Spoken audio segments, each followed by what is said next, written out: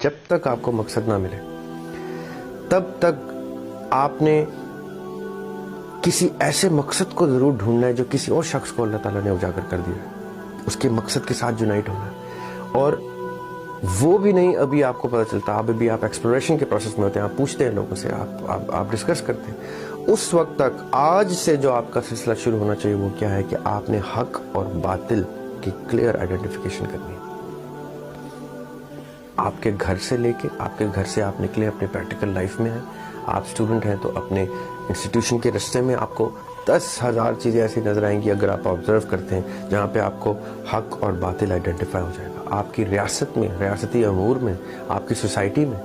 ہر جگہ پہ آپ کو دو چیزیں لازم و ملزوم دکھیں گی اگر آپ سوچ رکھتے ہیں، عقل رکھتے ہیں اور سائنس کو دیکھتے ہیں، اسٹڈی کرتے ہیں، ریسرچ کرتے ہیں، حالات حاضرہ پہ نگاہ رکھتے ہیں۔ ایک مومن جو ہے،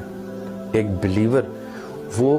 ان تمام چیزوں کو اپنے مشاہدے میں رکھتا ہے جو چیزیں اللہ تعالیٰ اس کے ارد گرد بکھیر کے رکھے ہوئے ہیں۔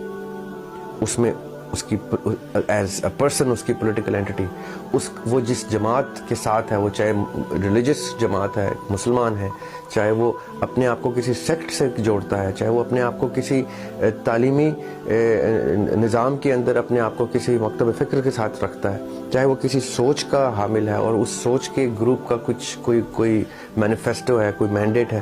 ہر اس چیز کو وہ اپنے مشاہدے میں رکھے گا کہ آس پاس حالات کیا چل رہے ہیں، عالمی جنگ تو نہیں ہونے والی، اور یہ قحط کیوں ہے، یہ کرونا کا کیا معاملہ ہے، یہ سب ہر چیز میں وہ حق اور باطل کو آئیڈینٹیفائی کرنے کا